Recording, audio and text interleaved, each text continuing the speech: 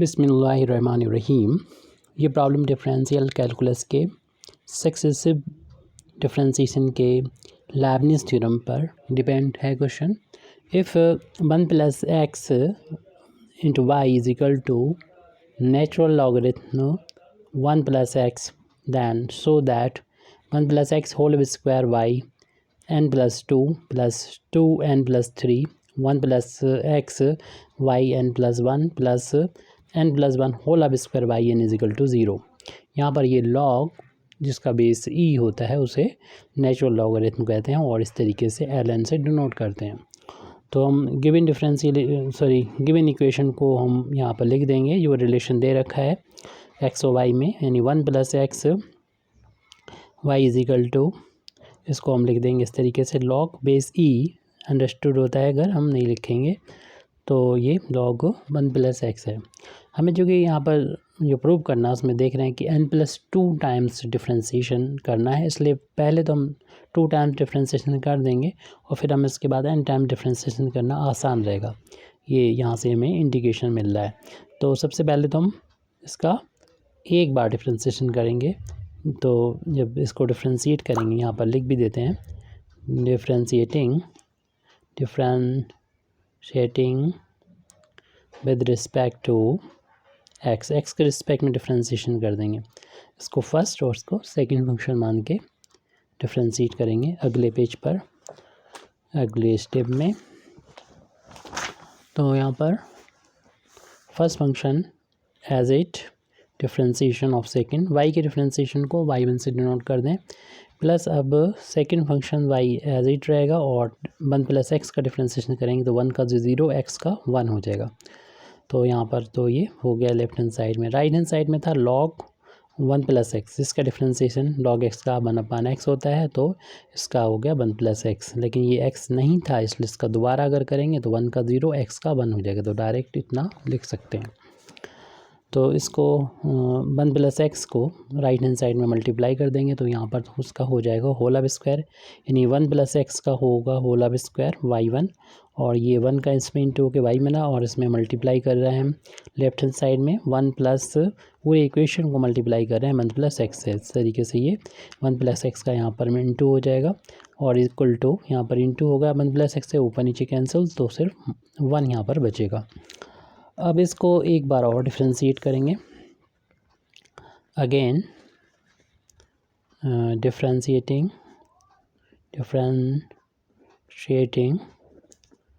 With respect to x, तो इसमें भी हम फर्स्ट और इसको सेकंड मान लेंगे y1 को। तो इसका डिफ्रेंशिएशन करेंगे तो first function as it differentiation of second, y1 का डिफ्रेंशिएशन होता है y2। हम लोग जानते हैं y1 का मतलब होता है dy/dx होता है, और y2 का मतलब कि y1 का हमने दोबारा डिफ्रेंशिएशन करना है।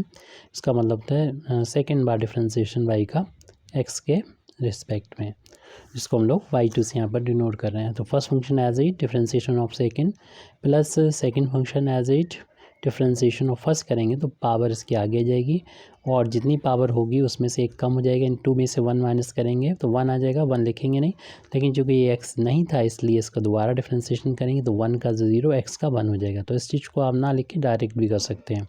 तो इसका हमने एक बार डिफ्रेंशिएशन कर दिया है, जिसको हमने यहाँ पर लिखा हुआ है first function as it differentiation of second plus second function as a differentiation of first. अब हम इस वाले टर्म का यानी सेकंड टर्म का डिफ्रेंशिएशन करेंगे। इसमें भी 2 फंक्शन हैं, 1 + x और y मान सकते हैं, और इनको डिफ्रेंशिएट करके 2 फंक्शन के मल्टीप्लिकेशन का। तो first function as it differentiation of second plus second function as it differentiation of first करेंगे। इसका डिफ्रेंशिएशन करेंगे तो 1 का 0 x का 1 हो जाएगा, और कांस्टेंट का डिफ्रेंशिएशन जो होगा वो 0 हो जाएगा। इस तरीके से हमें इसकी वैल्यू को लिखना होगा 1 + x का होल अब स्क्वायर y2 प्लस 1 का इंटू करेंगे इसमें तो ये आ जाएगा 2 टाइम्स y, इसको पहले लिख लेते हैं हम लोग 1 + x को इंटू y1। इसके बाद इस टर्म को लिख रहे हैं हम यहाँ पर 1 + x y1, और प्लस का ये 1 में इंटू करेंगे ओनली हमें मिलेगा, यहाँ पर ये कुछ गलती हुई है, first function as it differentiation of second, यानी वाई का डिफ्रेंसिएशन y1 हो जाएगा। फिर सेकेंड फंक्शन एज इट करेंगे, यानी y को एज इट लिखा रहने देंगे, मल्टीप्लिकेशन का साइन है मान लेंगे, पहले तो गलती से y1 लिख दिया था, तो यहाँ पर y1 है, y मानेंगे और इनटू कर देंगे इसका डिफ्रेंसिएशन, यानी 1 का डिफ्रेंसिएशन 0 और x का 1 हो जाएगा। तो यहाँ पर इनटू है, 1 नहीं लिखा हुआ है। अब इसको y का मल्टीप्लिकेशन 1 में करेंगे, ओनली y मिलेगा, इतना ये थोड़ा सा ध्यान दें इसको, इजिकल टू 0। ये देख रहे हैं कि एक ही जैसे हैं, लाइक टर्म है, और यहाँ पर ये 2 टाइम्स है और ये नहीं लिखा तो 1 टाइम्स है, तो इस तरीके से इन दोनों को हम ऐड कर सकते हैं, 3 टाइम्स हो जाएंगे ये। तो 1 + x का होल ऑफ स्क्वायर y2 और प्लस 3 टाइम्स हो गए ये 1 + x y1 और प्लस का y राइट हैंड साइड में है 0 के इक्वल। ये n 2 बार डिफ्रेंसिएशन है, जबकि हमें प्रूव करना उसमें n + 2 टाइम डिफ्रेंसिएशन है। तो अब हम लेबनिज़ थ्योरम का यूज़ करते हुए इसका n बार डिफ्रेंसिएशन कर देंगे, क्योंकि लेबनिज़ थ्योरम होती है किसी भी फंक्शन, किसी भी देखें 2 फंक्शन का मल्टीप्लिकेशन का n टाइम डिफ्रेंसिएशन हमें प्रोवाइड करती है। और हम कोशिश करेंगे कि इसका लेबनिज़ थ्योरम का जो लिंक है इसके प्रूफ का, इसको आप डिस्क्रिप्शन में देख लें, देने का प्रूफ कोशिश करेंगे, वहाँ पर आप देख सकते हैं इसको। इसमें फिर अब हम लिख देते हैं यहाँ पर डिफ्रेंशिएटिंग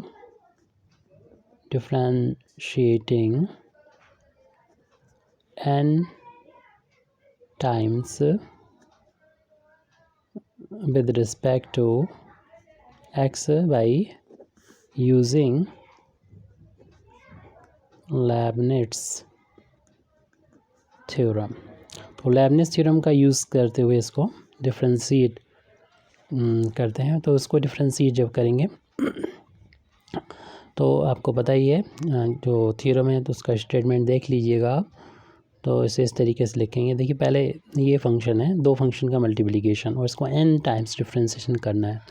तो उसको हम फंक्शन को मानते हैं v, जो कुछ 2-3 बार डिफ्रेंशिएशन के बाद 0 हो जाएगा। जैसे कि ये इसको डिफ्रेंशिएशन का 3 बार कर देंगे तो 0 हो जाएगा। तो ऐसे में इसको v और इसको u मानेंगे, और फार्मूला होता है nc, 0 से स्टार्ट करेंगे और v को एज इट लिखा जाता है, यानी 1 + x का होल ऑफ स्क्वायर को एज इट लिख दें, और इसका n बार डिफ्रेंशिएशन, क्योंकि इसमें पहले से 2 बार डिफ्रेंशिएशन हो रहा है, n बार और करेंगे तो ये n + 2 टाइम डिफ्रेंशिएशन हो जाएगा। फिर इसी को देख के ही अगला टर्म लिख देंगे, यानी nc1 लिखेंगे, और इसमें इसका एक बार डिफ्रेंशिएशन जब करेंगे, यानी v माना था जिसको, तो उसमें इसे x समझिए, x स्क्वायर का क्या होता है, पावर 2 आगे आ जाएगी, और जितनी भी पावर है उसमें से एक माइनस हो जाएगी, यानी 2 में से 1 माइनस करेंगे 1 आ जाएगी। फिर हम दोबारा से इसका डिफ्रेंशिएशन करेंगे, और उससे ऊपर देख चुके हैं हम लोग, इसका डिफ्रेंशिएशन 1 का 0 हो जाएगा और x का 1 हो जाएगा, तो 0 + 1 लिखेंगे, जो 1 ही रहेगा, 1 का इसमें इंटू करेंगे तो यही आ जाएगा, तो उसे लिखने की ज़रूरत नहीं है। अब फिर इसको देख के हमने ये लिख दिया, फिर इसके बाद इसको देख के लिखना होगा इससे कम, यानी यहाँ पर n + 2 टाइम डिफ्रेंशिएशन हो रहा है, आपको लिखना है सिर्फ n + 1 टाइम डिफ्रेंशिएशन। कब तक लिखना है, जब तक कि ये जो है या तो ये बराबर ना हो जाए, या फिर ये इनमें से, जैसा कि हम लोगों ने v चुना है इस तरीके से कि इसकी पावर पहले 2 थी, फिर ये 1 होगी, अब की बार 0 हो जाएगी, और फिर तो यानी कांस्टेंट हो जाएगी, और कांस्टेंट का डिफ्रेंशिएशन 0 हो जाएगा, तो लास्ट वाले टर्म जो है वो उनको लिखने की ज़रूरत नहीं होगी। तो इसलिए हम लोग यहाँ पर चूँकि n + 1 टर्म्स होते हैं, तो अगर n बार डिफ्रेंशिएशन कर रहे हैं तो यहाँ पर देख रहे हैं कि 1 2 3 टर्म्स ही मिलेंगे, बाकी सारे 0 हो जाएंगे आगे वाले नेक्स्ट टर्म जो होंगे। तो इसको देख के नेक्स्ट टर्म लिखेंगे, तो nc1 था तो कि 2 होगा, और इसका जब डिफ्रेंशिएशन करेंगे तो 2 इंटू में जो है वो कांस्टेंट बाहर ले लेंगे, और इसका डिफ्रेंशिएशन करेंगे तो 1 का तो 0, x का 1 करके दिखा दें, और इसका डिफ्रेंशिएशन 1 कम कर दें, यानी n + 1 टाइम डिफ्रेंशिएशन हो रहा था, अब सिर्फ n टाइम्स ही डिफ्रेंशिएशन होगा। अब ये जो भी कांस्टेंट है, तो इसका एक भी बार डिफ्रेंशिएशन आगे करेंगे तो 0 हो जाएगा, इसलिए आगे ऐसे 0 ही होते रहेंगे, उससे सारे टर्म छोड़ दी जाएंगे, यानी इतना ही हमारे लिए एक काफ़ी है, इसका n बार डिफ्रेंशिएशन हो चुका है ये। अब इसी तरीके से इसका भी हमें n टाइम्स डिफ्रेंशिएशन करना होगा, तो आप क्या करेंगे, 3 इंटू में जो कांस्टेंट है उसे बाहर लिख लें, सिर्फ हम 1 + x को फर्स्ट, और यानी v, और इसको u फंक्शन मानेंगे y1 को, और इसको इसमें लेबनिज़ थ्योरम को अप्लाई कर रहे हैं।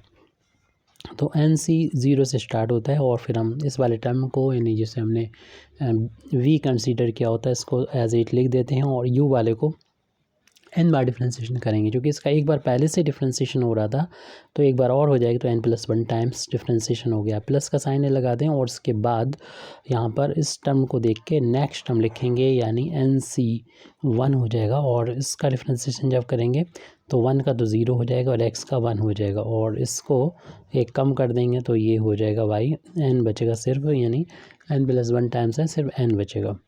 एक कम करना होता है, इसका बढ़ाना होता है डिफ्रेंशिएशन। इसका एक बार कर दिया और इसका एक बार कम कर दिया, क्योंकि ये कांस्टेंट बन गया। नेक्स्ट सारे टर्म 0 हो जाएंगे, इसे लिखने की जरूरत नहीं, ब्रैकेट क्लोज कर लें। अब अगला टर्म जो बचा है ओनली सिंगल है और इसका n बार डिफ्रेंशिएशन जब लिखेंगे y का तो yn लिखा जाएगा। राइट हैंड साइड में 0 है, 0 का डिफ्रेंशिएशन n टाइम्स 0 हो जाएगा। अब बस इसको सॉल्व करके हमें ठीक से लिखना होगा इस टर्म को।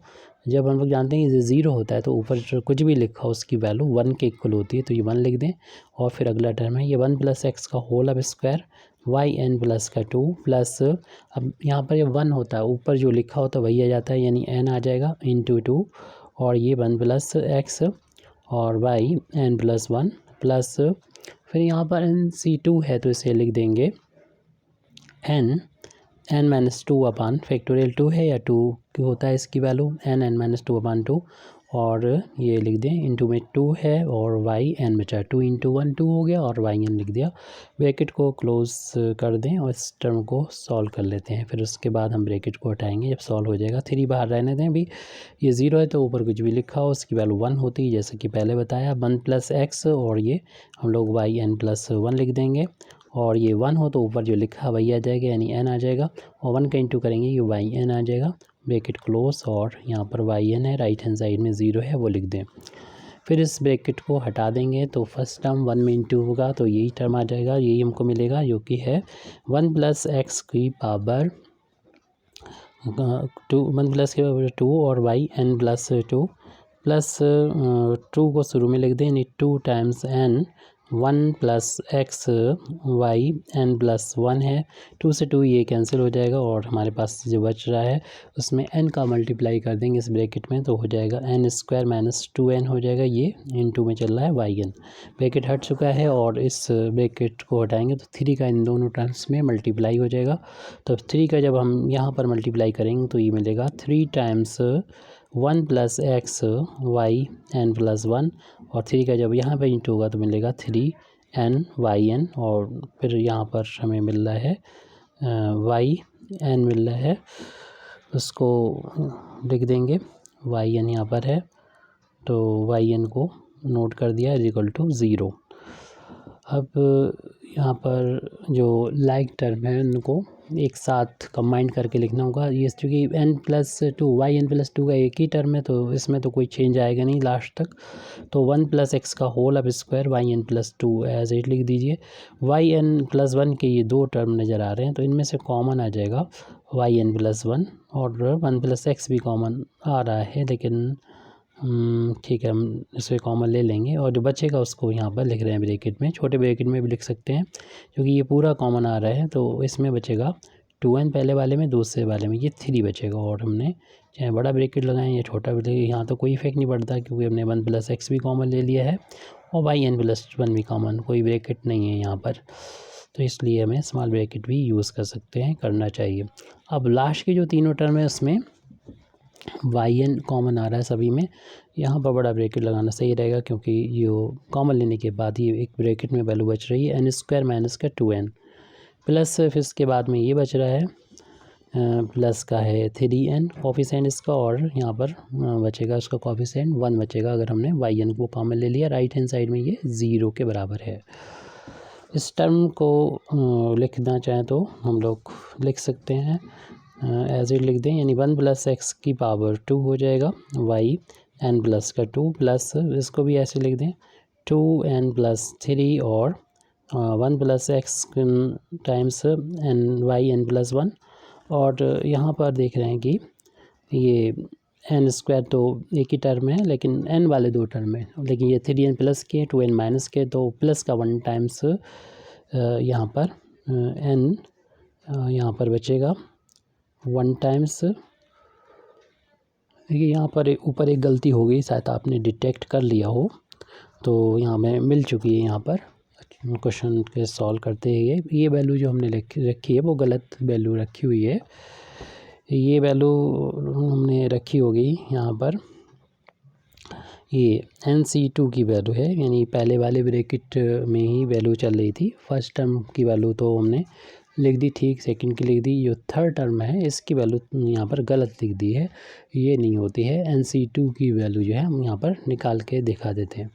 NC2 की वैल्यू होती है n-1, यानी अपान में ऊपर जो है वो यहाँ पर 2 लिखा है तो 2 ऊपर फैक्टर होंगे। पहले तो ये n ही होता है, उसके बाद एक कम कर दिया जाता है। अपनी गलती से मालूम नहीं इसे 2 क्यों लिख दिया, तो आप इसे पहले ही गलती को सुधार लें। 1 कर देते हैं यहाँ पर, और वो कैसे आया वो हम भी बता देंगे। देखिए ब्रैकेट ओपन करेंगे तो n का इंटू करेंगे, n² हो गया, और इसका इंटू 1 में करेंगे तो n आ जाएगा। ओनली यहाँ पर n आएगा। चलिए पहले से सॉल्व कर देते हैं, बाद में जो है हम बता देंगे वो कैसे रिज़ल्ट आपको वो मिला कैसे। यानी NC2 जो होता है कैसे n-1/2 होता है। तो यहाँ पर ये गलती में सुधार कर लें। ये हो सकता है मेरे माइंड में ये कह रहा हो कि ये होल अब स्क्वायर लाना है, तो n² हो गया -2n + 1, हालांकि फिर n-1 का स्क्वायर मिलेगा, जबकि जो प्रूव करना है वो n+1 का होल अब स्क्वायर है, इसलिए शायद गलती से लिख दिया हो माइंड ने। लेकिन यहाँ से हमें पता चल गया कि 3n होगा, तो यहाँ पर 2n प्लस होने के लिए 3n प्लस है और 1 माइनस करेंगे तो 2n बचना चाहिए था। तो ये गलती पकड़ में इसलिए आ गई क्योंकि आंसर हमारे सामने था। तो 3n में से 1 टाइम्स n माइनस हो गया तो 2n बचा हुआ है, प्लस का 1 ये है वो लिख दें। पहले हम इस पूरे रिज़ल्ट को ले आते हैं, प्रूव कर देते हैं। देखिए ये होल अब स्क्वायर बन गया, क्योंकि ये n का स्क्वायर है, ये 1 का स्क्वायर है, और ये दोनों का इंटू का ट्वाइस है। n का और 2n का इंटू का ट्वाइस है, n का और 1 के इंटू का ट्वाइस 2n है, तो n+1 का होल अब स्क्वायर हो जाएगा। इस तरीके से लास्ट स्टेप है जो आपका रिज़ल्ट है, तो यहाँ पर लिख दे रहे हैं। अगली स्टेप है इसके, तो फर्स्ट टर्म लिखा हुआ था 1 + x का होल अब square y n+2 + 2n + 3 1 + x y n+1 + n+1 का होल अब square yn right hand side में ये 0। तो ये कैसे यहाँ पर NC2 की वैल्यू n-1/2 होती है, तो आपको पहले इसका फंडामेंटल फार्मूला जानना चाहिए। ये तो हमारा प्रूफ हो चुका है। तो इसका फार्मूला आपको मालूम है NCR होता है, जो फैक्टोरियल n/फैक्टोरियल r और फैक्टोरियल n-r होता है। ये यहाँ से वैल्यू निकलती है, जो कि गलती हो गई इसलिए हम डिटेल में बता देते हैं। वैसे तो अभी काम चला रहे थे, NC2 की वैल्यू इतनी होती है। तो ये कैसी होती है NC2 की वैल्यू, इस फार्मूले के अकॉर्डिंग अगर निकालेंगे तो फैक्टोरियल n तो आएगा ही इस फार्मूले के अकॉर्डिंग। फैक्टोरियल r के यहाँ पर 2 है अपना, और ये n-2। जब यहाँ से n निकालते हैं तो इसके अंदर फैक्टोरियल का जो फार्मूला होता है इसमें से एक कम बचता है, और फैक्टर 2 की वैल्यू जो होती है 1 × 2 होती है, और इसको एज इट n-2 ही लिखा रहने दें। यहाँ से भी n-1 को बाहर निकालेंगे इसी फार्मूले के यूज़ करते हुए, तो जो निकालते हैं वो निकल आया n-1, लेकिन इससे कम बचता है, यानी n-2 बचता है, और अपान में भी 1 × 2 तो 2 हो गया, और n-2 इंतज़ार कर रहा है फैक्टोरियल में, ये इससे कैंसिल होने के लिए। तो इस तरीके से NC2 की वैल्यू जो गलती हुई थी वो यहाँ पर पता हो गया कि किस तरीके से ये वैल्यू यहाँ पर आती है। फार्मूला ये हमेशा याद रखना चाहिए, हमें गलती नहीं करना चाहिए, और ये इस फंडामेंटल फार्मूले से वैल्यू आती है। Thank you very much Indeed for listening me, व आखिर दावाना अल्हम्दुलिल्लाहि रब्बिल आलमीन।